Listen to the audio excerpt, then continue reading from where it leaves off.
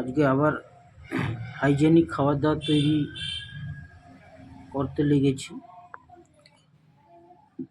আজকে যেটা রান্না হবে সেটা হচ্ছে পালং শাক, আলু, মটর দিয়ে একটা তরকারি, মানে সেদ্ধর মতো করে। তেল মশলা খুবই অল্প দেওয়া হবে। আর একটা হবে আলু টমেটো মাখা, তার সঙ্গে গরম ভাত। তো দেখা যাক কীভাবে তৈরি করা যায়। আচ্ছা, প্রথমে বড় আলু সেদ্ধ যেগুলো মাখানো হবে সেইগুলো প্রথমে সেদ্ধ করা হচ্ছে, আর তরকারি আলুগুলো পরে দিচ্ছি।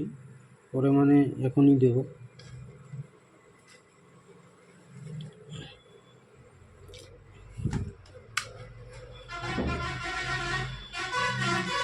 টেম্পারেচারটা একটু কমিয়ে দিই।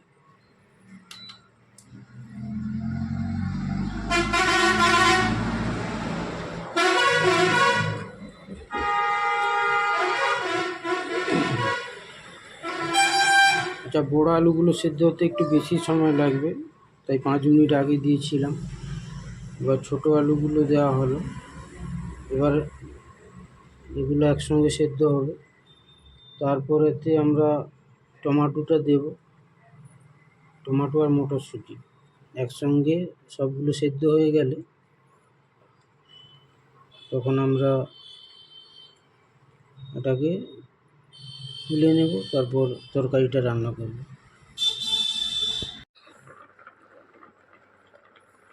আচ্ছা, আলু, টমেটো এবং মটর একসঙ্গে এখন সেদ্ধ হয়ে গেছে, প্রায় সেদ্ধ মানে শেষ হওয়ার পথে।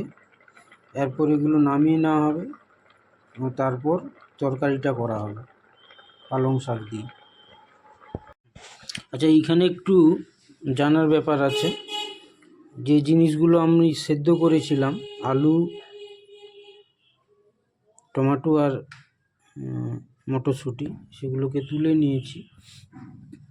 কিন্তু ওইগুলোর যে কিছু মটরশুঁটি এখানে রেখেছি, কারণ মটরশুঁটি ওই তরকারিতেই দেওয়া হবে। ওই যে জলটা যেটা নির্যাস বেরিয়েছে, ওটা কিন্তু ফেলানো যাবে না। ওতে আমরা কি করব, ওতে আমরা অল্প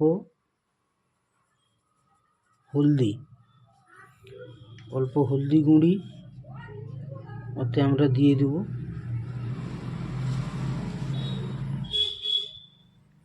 এবার ওই হলদি গুঁড়িতে যে পালং শাকটা আছে, এই পালং শাকটা এতে ঢেলে দেব।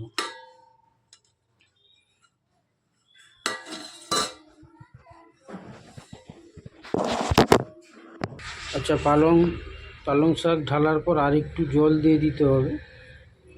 জল দিয়ে এবার এইটা আবার সেদ্ধ হবে।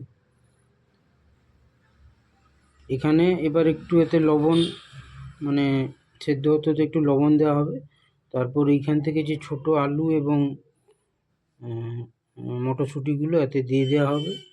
তারপর তরকারিটা যখন মাখা মাখা হয়ে যাবে তখন ওটাকে তুলে নেওয়া হবে। জল দেওয়া হয়েছে, হলদি গুঁড়ি আছে, তাতে কয়েকটা কাঁচা পেঁয়াজ দিয়ে দিয়েছি। এবার ওটা পালং শাকটা সেদ্ধ হলে, অলরেডি এখানে সেদ্ধ করা আছে মটরশুঁটি আর ছোটো আলু, সেগুলো একসঙ্গে দিয়ে দেব। দেখা যাক কি তৈরি হয়। আচ্ছা, ইতিমধ্যে লবণ দেওয়া হয়ে গেছে।